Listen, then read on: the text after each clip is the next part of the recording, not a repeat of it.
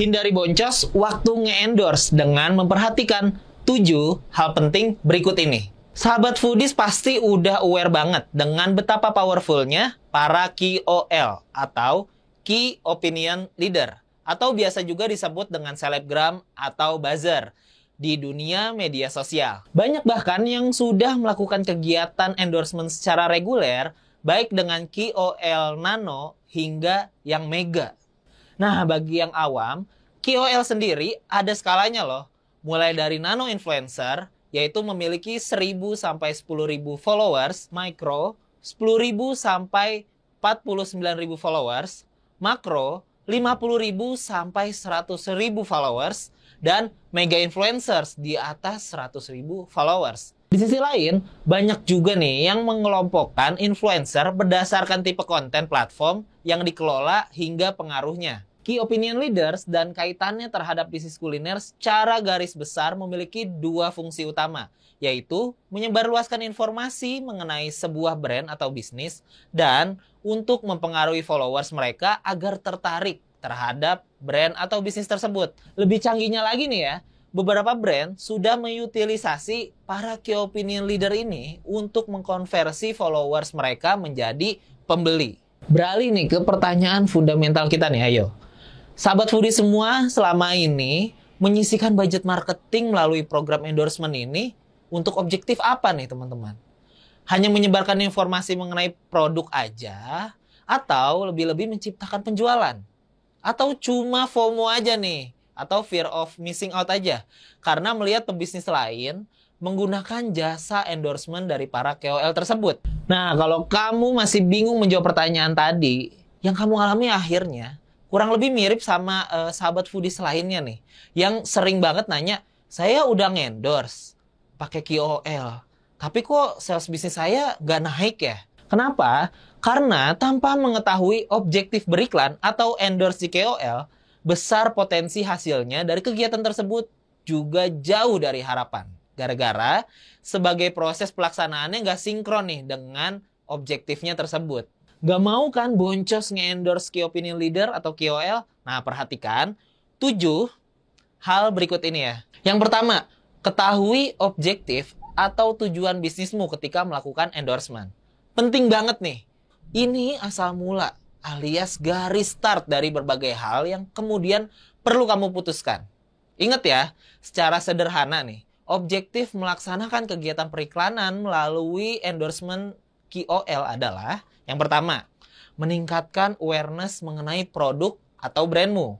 Yang kedua, meningkatkan ketertarikan target audience terhadap produk atau brandmu. Dan yang terakhir, yang ketiga, meningkatkan penjualan produk dari brandmu. Kita masuk ke pembahasan yang kedua, memilih Key Opinion Leader yang sesuai dengan objektif. Skala influencer bermain peran penting setelah kamu mengetahui dengan jelas poin pertama tadi. Mau meningkatkan awareness untuk cabangmu di kota tertentu, ya cari makro influencer. Tapi, apabila berharap kegiatan endorsement yang menghasilkan sales langsung karena budgetnya pas-pasan, sehingga ingin beriklan secara efektif, coba kamu alokasikan dananya untuk nano atau micro influencer. Yang ketiga, pastikan profil followers milik KOL sesuai dengan target marketmu. Apabila kamu sudah menghubungi KOL yang memiliki skala yang sesuai dengan objektifmu beriklan, tanyakan baik-baik followers profil mereka. Sama seperti bisnismu nih. Profil pengikutnya biasanya dilihat dari fitur insight dan kemudian kamu review berapa usianya, jenis kelaminnya, domisili kotanya, cocok nggak dengan target market bisnismu yang sesungguhnya. Percuma nih teman-teman, kalau yang mengetahui mengenai brand atau bisnismu melalui kegiatan endorsement itu banyak, namun profilnya tidak cocok. Misal nih, kamu beriklan tentang cake yang lucu-lucu dengan target market perempuan muda. Namun, kamu beriklan di KOL yang mayoritas followersnya bapak-bapak. Ya kan nggak sinkron ya. Yang keempat, membuat arahan konten untuk KOL. Ini yang banyak ke-skip nih dilakukan oleh foodpreneur semua. Nggak punya brief alias guideline atau arahan yang jelas untuk para Key Opinion Leader dalam membuat konten. Sehingga, ya udah deh, konten yang dibuat itu nggak mengakomodir objektif utama teman-teman. Jadi, jangan lupa untuk punya format atau template guideline untuk dibagikan ke KOL ya. Guideline tersebut bahkan harus mencakup objektif endorsement-nya, produk apa yang ingin di-highlight, hingga beberapa kata kunci. Kata kunci nih yang harus disebutkan oleh KOL, baik melalui voice over ataupun caption di kontennya saat diunggah nanti. Yang kelima, merequest hari dan jam tayang konten yang spesifik. Bahkan detail hari dan jam tayang harus Foodpreneur sampaikan di awal saat kesepakatan kerjasama. Loh, emangnya kenapa? Karena kalau ada ketidaksempurnaan di bagian satu ini, bisa jadi kamu rugi besar. Misalnya, bisnismu beroperasi mulai dari jam 11 siang sampai jam 10 malam. Namun, KOL tersebut mengunggah konten mengenai produk atau bisnismu jam 7 pagi. Jika ada audiens yang melihat konten tersebut dan langsung tertarik dan berminat, jadi mereka auto langsung buka nih di platform online delivery. Hasilnya apa guys? Ya tokonya masih tutup karena tadi postingnya jam 7, jadi hilang deh potensi salesnya. Padahal kan itu sangat berharga. Jangan lupa nih, manusia juga nggak luput dari yang namanya kesalahan ya.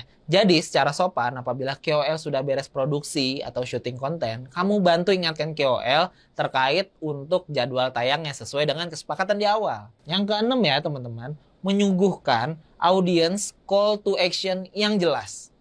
Kembali lagi dengan objektif endorsement yang kita bahas di awal. Kemas objektif tersebut menjadi sebuah call to action atau perintah yang jelas untuk audiens alias followers para KOL. Kalau objektifnya awareness, yaitu ingin membuat lebih banyak orang mengetahui tentang produkmu, misalnya nih, sematkan kalimat, yuk intip Instagram ayam ABC misalnya, sekarang juga, atau lihat produk mereka yang lainnya. Atau, misalnya contohnya gini, follow akun TikTok ayam ABC sekarang juga, biar tahu info promo apa aja yang mereka punya nih. Nah, itu bisa jadi salah satu contoh. Nah, kalau objektifnya mengkonversi followers KOL yang nonton tadi jadi pembeli, sederhananya teman-teman bisa minta KOL-nya untuk menyematkan link pembelian, contohnya online delivery GoFood di kontennya, misalnya di konten story IG-nya. Dan teman-teman juga bisa nih menambahkan kode voucher khusus di akun KOL tersebut. Jadi terlihat dan terukur kira-kira dari followers tersebut berapa terkonversi menjadi penjualan. Yang ketujuh nih, yang terakhir, jangan diem-diem baik nih kalau kata orang Bekasi ya. Jadi teman-teman jemput bola di kolom KOL. Maksudnya gimana? KOL udah unggah konten mengenai produk dan bisnismu nih. Jangan diem aja kayak patung. Pantau terus kolom komentar postingan mereka. Dan jika ada followers yang komen nih tertarik, balas aja langsung pakai akun brandmu agar mereka semakin ke-trigger untuk do something. Misalnya lihat akun brandmu atau langsung follow. Foodies juga kadang-kadang suka gregetan nih kalau lihat ada konten endorsement KOL. Banyak yang komentar, ini ada promonya nggak Min? Ada nomor telepon reservasinya nggak? Tapi malah nggak diwaro sama brandnya, alias didiemin aja, nggak diladenin. Itu kan padahal potensi banget jadi sales ya.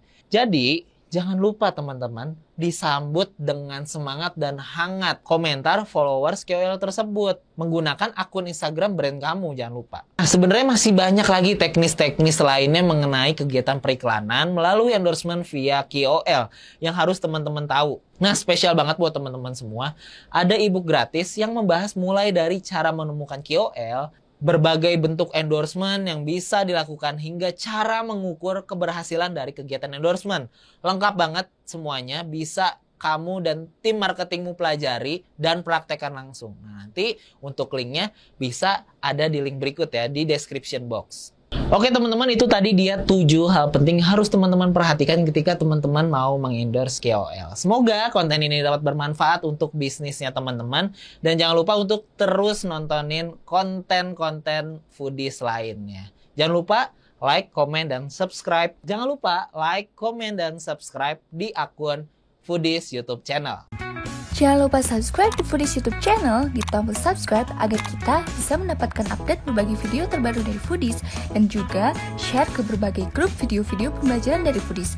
Ikuti kelas-kelas Foodies terbaru dan sekolah bisnis kuliner, kunjungi www.foodies.id.